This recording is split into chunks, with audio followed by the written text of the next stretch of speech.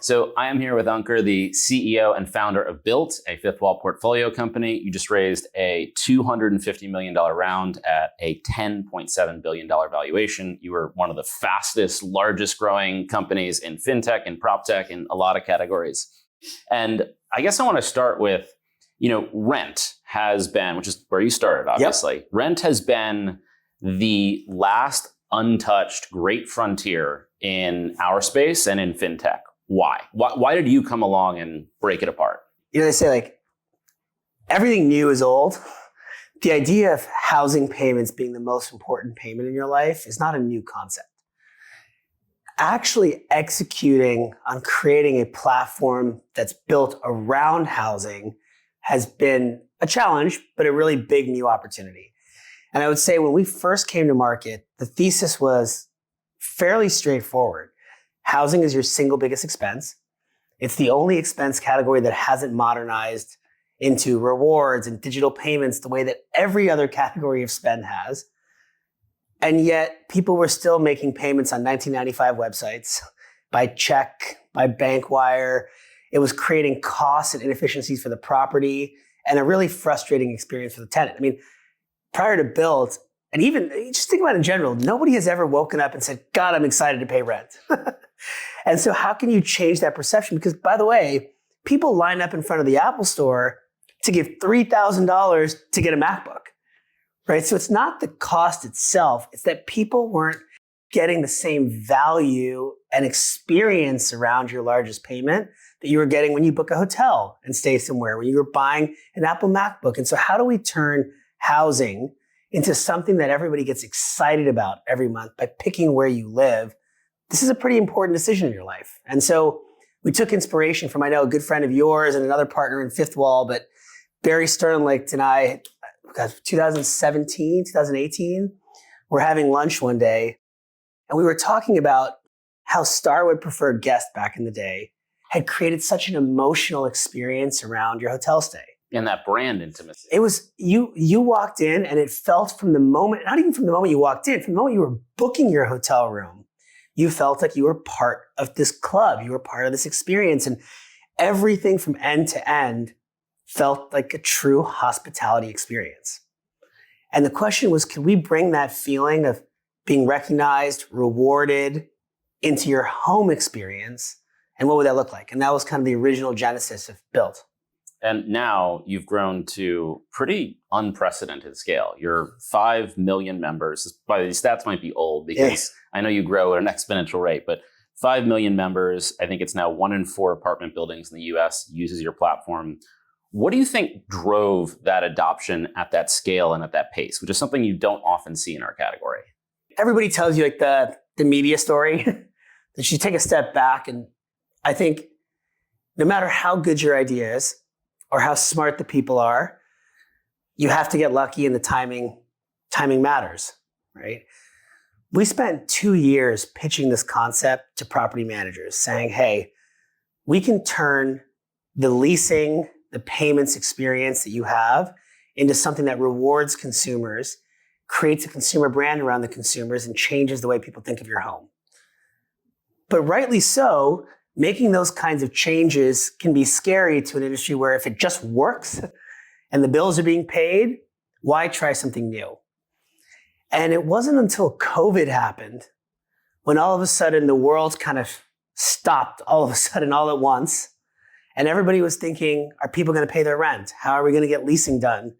Like, are we going to be able to fill this without having to give 5 months of concessions just to fill a unit, right? Then all of a sudden you had the first couple people in the property management space say, hey, wait a second, are you still working on that concept for a resident loyalty program? It might be the right time to go try it. Wow. And so sometimes crises fuel a willingness to try something new. And once that then becomes introduced to the ecosystem, I mean, then the flywheel begins. That's so interesting that was the catalyst. So COVID was actually the catalyst. COVID was the catalyst. I mean, we spent literally 2018, 2019. I mean, as you know, one of the big thesis we had behind this is paying your rent should also build your credit. It should qualify you to buy a home when you're ready to buy. We spent 18 months just in Washington, D.C. getting those regulations changed to allow for that. Right? And we did in October 2019. And I thought that was going to be the big unlock to getting the ecosystem on board. And even then, I remember I went back in October 2019 and I started asking property managers to try using Bilt now. And they said, well, but like, do you have airline miles and do you have hotel points and there's other people using it? It's a great idea, but come back to me when someone else has done it. And so it wasn't until COVID that everything kind of happened at the same time. We had the first set of property managers who said, you know what? We want to give this a shot and see if it helps us with leasing. And does it help with on-time payments? Does rewarding our residents actually get them excited to pay on time? We suddenly had airlines and hotels that had been dodging our calls saying, hey, are you still working on that rewards program? Because we're not sure if people are ever going to fly again, but if they do, it's probably young renters who are going to go back to the skies first. Wow. And then all of a sudden in the same 30-day period, you had airlines, hotels, we had just gotten the regulatory approval, you had the first set of property managers, and our ecosystem of rewarding people on rent payments was off to the races. It doesn't surprise me that like the hotel companies, the airlines, because they're businesses that have historically always cared about brand. And because we have a lot of real estate companies that are investors in fifthwall and listen to this, what's maybe a little more non-obvious is why real estate companies should care about brand and should care about kind of delivering that brand and an experience to their renters in a way that like hotels and airlines have always thought of. And I think I asked you this question actually out in Blueprint. So I'm asking it again, is why is brand so important now to real estate owners and landlords and property managers? And how did Bilt make that happen and facilitate that? When you think about housing, it is, again, your biggest expense.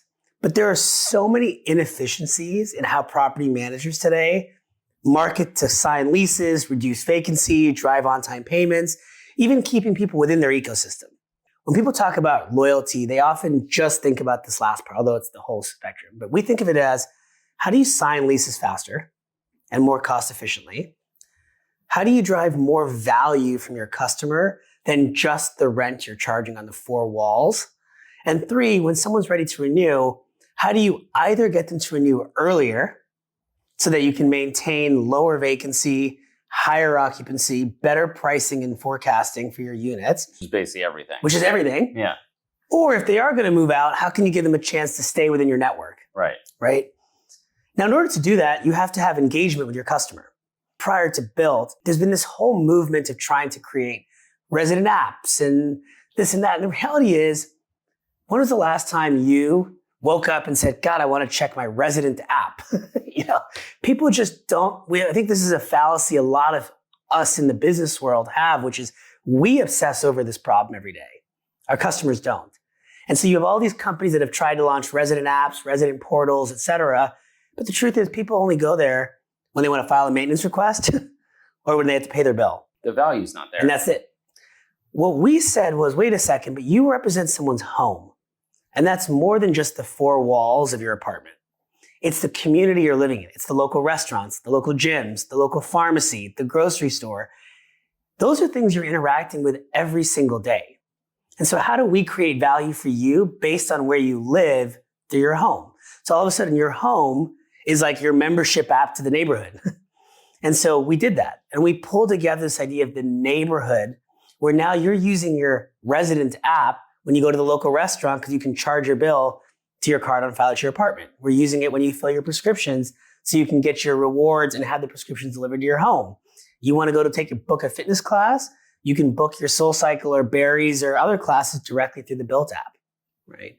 And all of a sudden, residents are now engaging on a daily basis with your home. So now when you say, hey, by the way, if you renew early, and you now also have tools like rewards to say, if you renew 60 days early, we'll give you X rewards. Now customers are seeing the offer, they're engaged, they care about the rewards, and you can get that answer 60 days early. And if they say, hey, I'm gonna move out actually, we have an entire ecosystem to say, well, here's the other properties in our network. And by the way, if you sign a lease in one of those properties in the next 30 days, we'll give you an additional set of rewards. Right? And so that ecosystem building you can do just didn't exist because there was no platform that your residents actually cared about and went to then drive those outcomes that you wanted. So everybody relies on Well, you just have to give concessions and you just have to spend a bunch of money on ILSs, and that's just part of doing business. And that's not how hotels work or airlines work.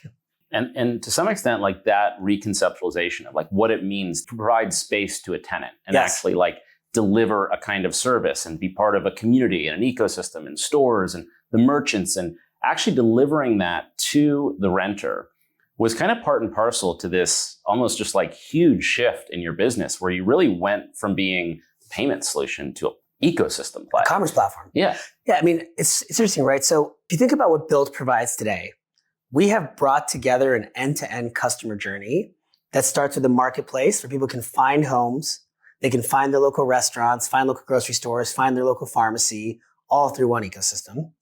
We have a loyalty and rewards ecosystem where property managers, instead of just using cash and concessions, can now leverage an integrated rewards experience. So whether that's welcoming a new tenant to the building by surprising them with a round of drinks at their local restaurant. What you were just showing me. Yeah, which is like, again, that integration and connectivity it exists in hotels. Let's take a real example.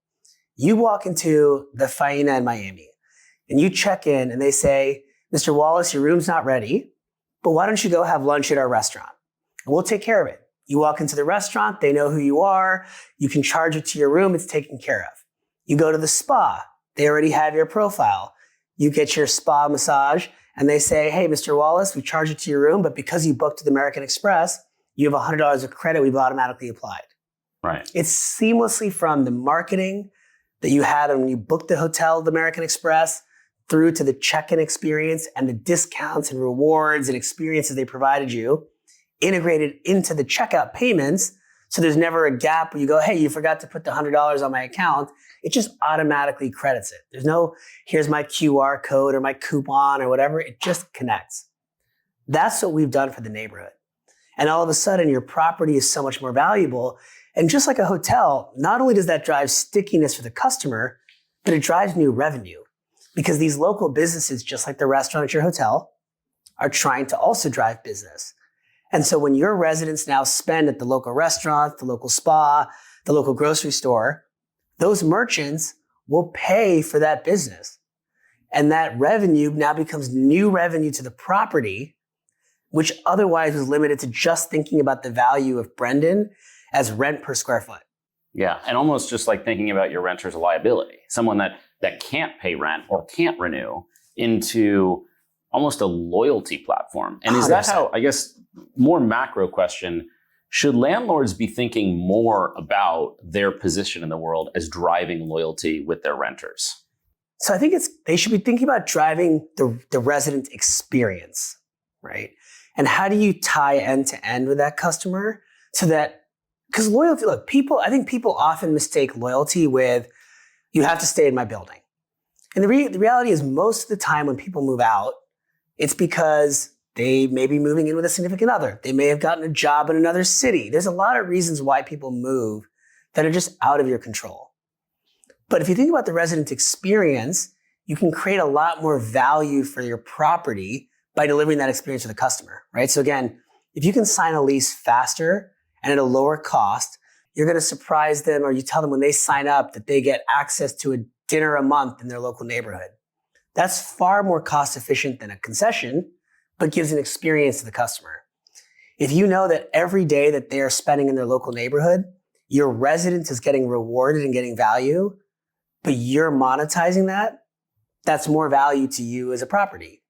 When you think about moving out, if you can get them to tell you 60 days early, there's a lot of economic value you can create at the property. And so what's interesting is with the loyalty programs, if you look at like even a hotel or airline, yes, one of the side effects is that people fly you more.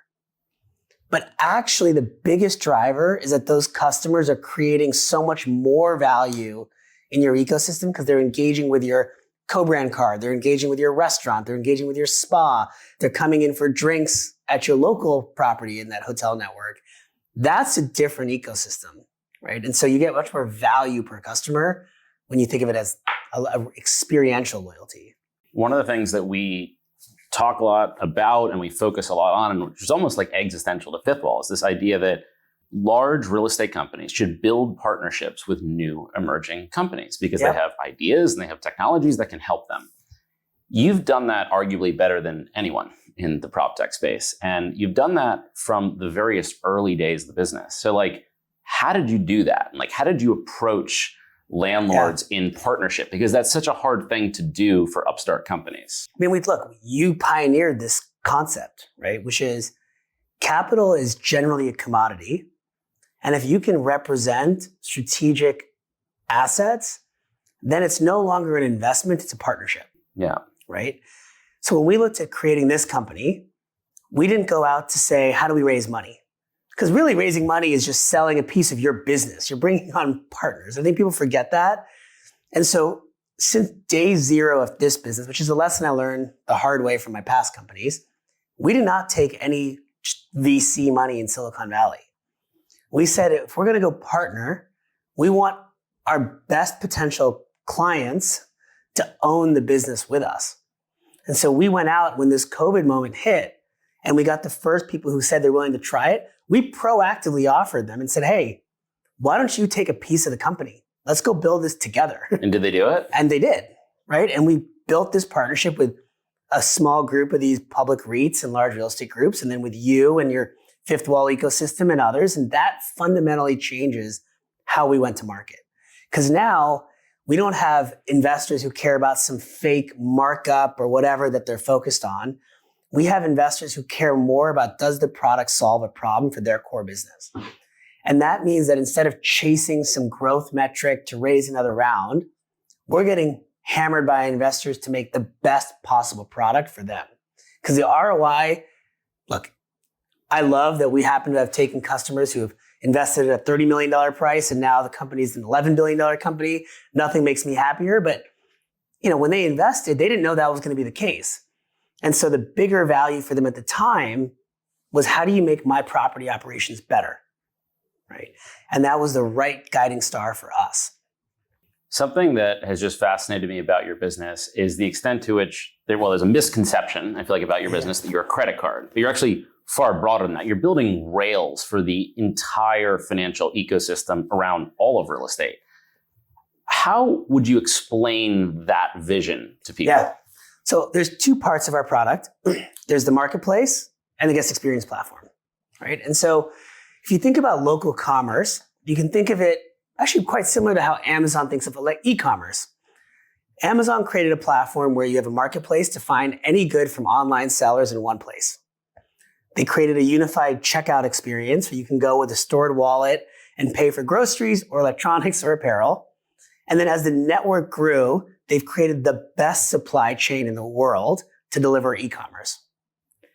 For local commerce, we said we're creating a marketplace to find homes, local restaurants, local grocery, local coffee shops or gyms, a unified checkout experience. So the same way you pay your rent at your apartment building, you can now walk to a restaurant and say, charge my card on file with Related.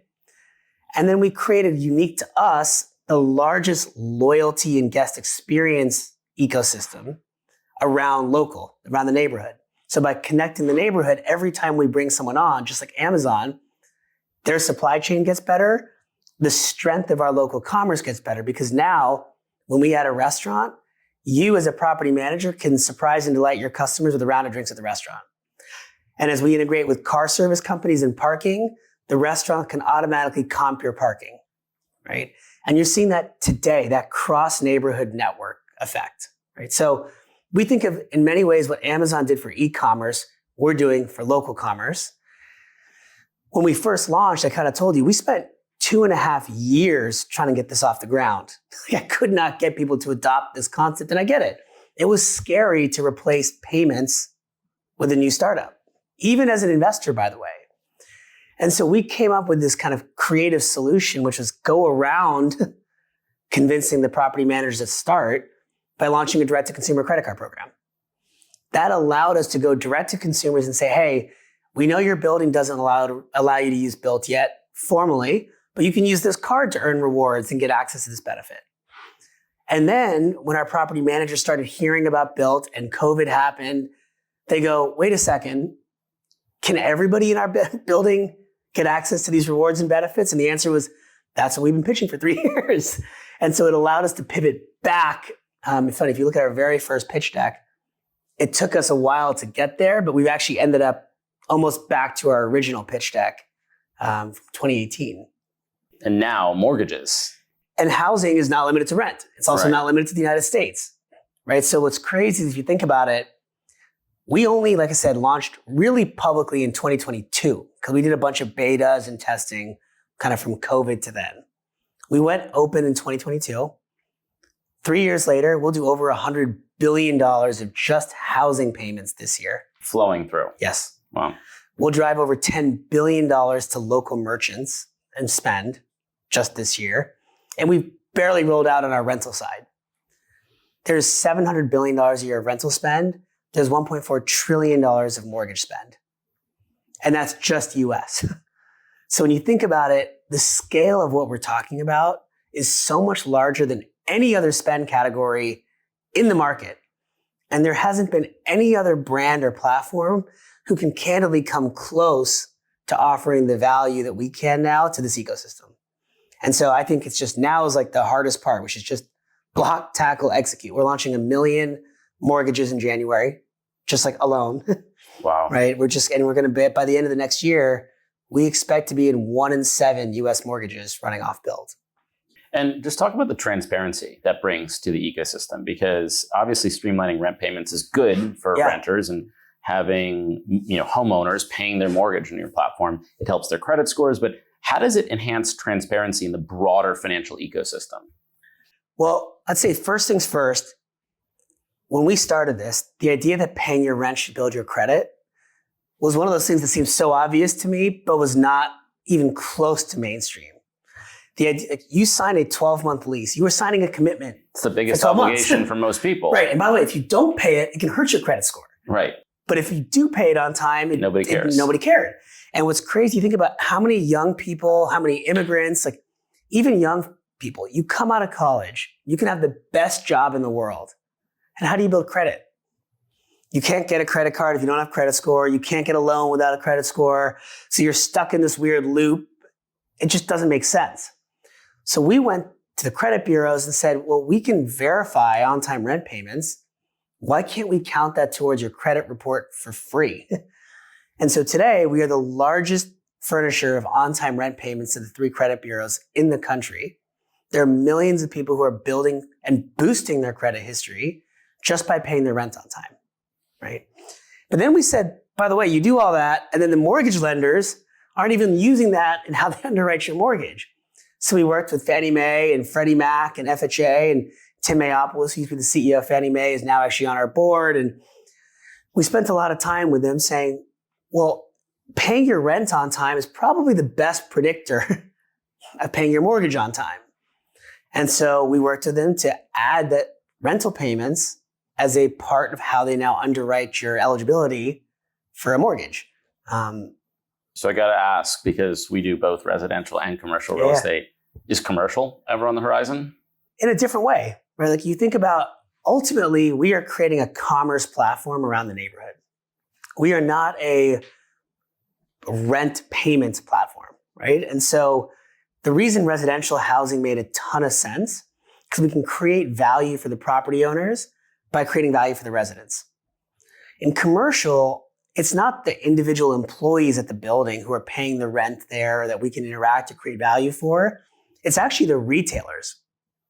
And so our version of that is, how do we help retailers get more value for working and leasing in your property and create more value for the property commercial real estate owners through that? And we do that by bringing in these merchants into our neighborhood network. And we can drive real revenue. I mean, it's like $10 billion of volume to local merchants this year. We can drive real growth to merchants who are in our network. And commercial real estate owners now have the ability to work with Bilt to drive real traffic to their footprints from all of our network of local buildings around them without having to manually go around and put up flyers in apartment buildings and offer random Facebook ads or Google ads. Like we have the only true local commerce platform where you can reach people who live right by you, who have rewards from rent every month they can spend in your store. And that drives more value to the retailers. And if you have a commercial real estate building in a neighborhood around our network of homes, it drives far more value per square foot for your retail space than any other program. So because I'm such a big believer in the fact that real estate owners can offer a lot to early stage companies like Yes. Bilt, you have, Barry Sternlicht, you have Jeff Blau, you have some of the biggest, the who's who of the real estate world as investors. What's the best piece of advice you've gotten from a real estate owner that's actually shaped your business? I mean, they're very good at telling you what they think is stupid. And so every single time, like, we are a product-driven company. Like, that's my background. That's how our business operates. We are a product-driven business. And so we bring and we just go and pitch these ideas. We're very fortunate to be able to take every iteration of our product directly to the decision makers at these real estate companies. And either they love it or they hate it. But the best thing about real estate guys is they don't sugarcoat. Right. And so you get that rapid feedback loop quickly. And I think that's what's allowed us to iterate. Again, we're not answering to Silicon Valley VCs who are looking for some fake metrics of growth. We're answering to investors who own assets and want us to create value for their assets, right? And as we create value for their assets, we create value for them also as equity holders in the business. And that's kind of been the cycle. And I mean, again, you pioneered this concept of strategic alignment on the investor cap table and in the operating side. That's not how it used to work for most startups. And I think it's just incredible that now landlords are actually leaning in. Yes. And they want companies. I love exactly the way you said it. You want them to be stakeholders in your business and customers. And That's right. virtuous cycle just feeds off itself. But I guess last two questions. One is, you're a second-time founder, and well, actually, you're a many-time founder. You ran an incubator. You've been a part of the founding journey of many businesses. What's the biggest lesson you've learned? I mean, building companies is so hard. You have to be a psycho to do it. I mean, it's exhausting. I would say there's a lot of different things we've learned over the years, but seriously, back to this, I would tell every founder not to take traditional venture capital money up front. It is so important in the 0 to 1 phase to raise money from strategic partners. And strategic doesn't just mean, it's like some random introduction or whatever. Like, take money from your clients. People that can help. Your customers. Now, whether that's through a group like you that aggregates those customers, whether it's individually to customers or both, take money from your customers because they're the only people who care about your product actually working, right? Yeah. Everybody else, for the most part, I cannot tell you how many times I have met with traditional investors who will give you 1,000, what ifs, and they've never even used the product before. Yeah. Which is crazy to me. People are writing $100 million checks and have never used the product. They don't know the product, and they oftentimes don't even know the customers. It's insane. And that tells you the kind of partner they will be, which is probably better just passive. Right. Their money. And I think at a 0 to 1 phase in a business, you want someone who is so in the weeds on the product because it affects their job. Yeah. That's going to help you build the best product for them. Right. And so if you're in, retail, partner with retail owners and retail operators, right? If you're in our space, housing, partner with housing operators, right? If you're in, AI, I'd partner with data centers, right? So how do you align interests? It means it's the age old, like, align interests with the people who help you win. Well, that's been always the vision for Fifthwall, and it's awesome to hear that it's been a part of your story too. Super core to everything we do. So last question, you just got a new headquarters in New York. New York's changed a lot in the last couple of weeks. How are you feeling about New York?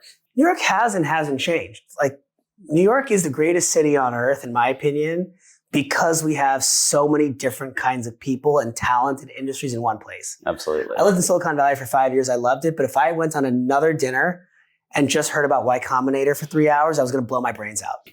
Right? If you go to Washington, D.C., I love it there. But all I hear is name dropping of some congressman or senator that you're friends with or this or that. Political power is the currency. Blow your brains out. Yeah. You come to New York, you are sitting at dinner with people in the fashion world, the real estate world, the technology world, the AI world, the political world, all at one table. And everyone is the best at what they do, right? And so to me, like, this city goes through every number of changes and permutations over the last 50 years. I mean, I've been here for 10 years and I've seen so many different changes. But the one consistent thing is, like, the best and brightest, where else do you go? And the collision of so many different industries, media, arts, entertainment, real estate, finance. That's right. You actually see in your business. Like, how has that shaped your business? Because you have such an incredible investor base and an incredible diverse set of partnerships. How did you curate all that? We are a product of New York. We are the quintessential like New York business, right? It's like your lifestyle, your house, it all fits. This is going to end up on like a billboard at JFK. Yeah. It's New Jersey does it. Maybe New York should. No, but it's exciting. I mean, we have in our business, when you think about where you live, New York is a microcosm that's really dense, but it's the same behavior you see all around the country, right? Where you live, the neighborhood you choose, you care about the home, obviously, but you care about what are the restaurants around you? What type of coffee shops are you going to go to every morning? Where are your kids going to go to school? What are the gyms you're going to go to? What is the local pharmacy? These are the things that people care about when they're choosing where to live. And so if you can interconnect it the way that we see kind of happens organically in New York, but now you can do that at scale in neighborhoods all across the country. I mean, that is the future of what we are building at Bilt. Well, we are so excited to be a part of you building it, and it's been awesome to watch, and just incredibly big vision and incredible growth and just awesome all around. So thank you so much for doing this. Thank you for being part of this.